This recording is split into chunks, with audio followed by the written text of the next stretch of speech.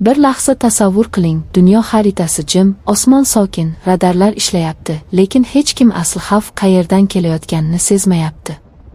Aynan mana shu sukunat ortida texnologiya yashirincha harakat qiladi va butun muvozanatni o'zgartirib yuboradi. So'nggi paytlarda O'zbekiston nomi aynan shunday sokin, lekin ta'siri kuchli texnologik sakrash bilan tilga olinmoqda. Bu shunchaki yangilik emas, bu dunyo qarashini o'zgartiradigan voqea. Bu texnologiya portlashlar bilan boshlanmaydi, baland shovqinlar bilan e'lon qilinmaydi. U avval ongni, keyin strategiyani, so'ng esa kelajakni egallaydi. O'zbekiston dunyoni hayratda qoldirgan payt aynan shunda boshlandi. Hech kim kutmagan, hech kim oshkor gapirmagan, lekin barchani o'ylantirib qo'ygan bir yechim paydo bo'ldi. Bu yechim qurolning o'zidan ko'ra uni boshqarayotgan aql bilan xavfliroq.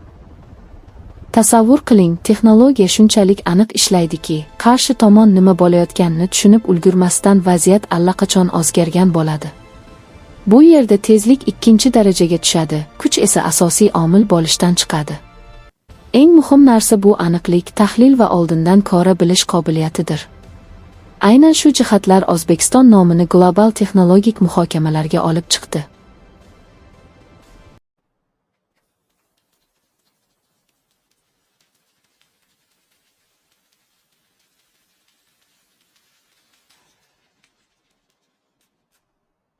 Bu sirli tizim oddiy ko'z bilan ko'rinmaydi.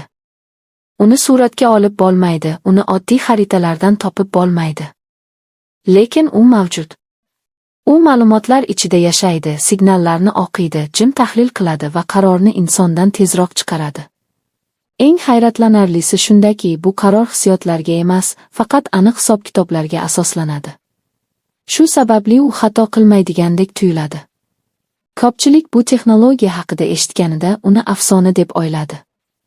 Ammo vaqt o'tgan sayin savollar ko'paydi. Nega ayrim strategiyalar birdan eskirib qoldi? Nega ayrim kuchlar rejalarini o'zgartirishga majbur bo'ldi? Nega osmon ostidagi sukunat oldingidan ko'ra xavfliroq bo'lib qoldi? Javob esa bitta edi: O'zbekiston tomonidan ishlab chiqilgan texnologik yondashuv barcha hisoblarni qayta yozdi. Bu yerda gap faqat temir va elektronika haqida emas. Gap tafakkur haqida. O'zbekiston muhandislari va ilmiy tafakkuri oddiy yo'ldan yurishni tanlamadi. Ular mavjud qoidalarga moslashmadi, balki qoidalarni o'zgartiradigan yo'lni tanladi.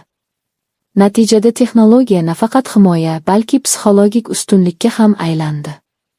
Chunki noma'lumlik har doim qo'rquv uyg'otadi. Bu texnologiya ishlayotganini sezish qiyin. Ammo uning ta'siri darhol bilinadi. Qarorlar sekinlashadi, ishonch yo'qoladi, shubha kuchayadi. Qarshi tomonda esa savol tugiladi: agar bu tizim ko'rib turgan bo'lsa-chi, agar u allaqachon bilayotgan bo'lsa-chi?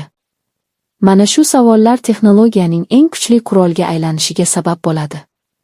O'zbekiston dunyoni hayratda qoldirgani aynan shu yerda. Chunki bu texnologiya balandparvoz shiorlar bilan emas, natijalar bilan gapirdi. U jim ishladi, lekin ovozi uzoqqa yetdi. U oshkor bo'lmadi, lekin sezildi. Eng muhimi, u kelajak haqida jiddiy o'ylashga majbur qildi. Bugun texnologiya shunchaki yordamchi emas, u qaror qabul qiluvchi kuchga aylanmoqda. O'zbekiston yaratgan yondashuv esa bu jarayonni tezlashtirdi. Endi har bir harakat oldidan o'ylashga to'g'ri keladi. Har bir reja bir necha marta tekshiriladi. Chunki qarshi tomonda ko'rinmas, lekin juda hushyor tizim borligini bilishning o'zi yetarli. Bu texnologiya faqat bugun uchun emas. U kelajak urushlarning qanday bo'lishini ko'rsatib berdi. Balki kelajakda portlashlar kamroq, lekin intellektual to'qnashuvlar ko'proq bo'lar. Balki eng katta janglar maydonda emas, serverlarda va algoritmlar ichida kechar.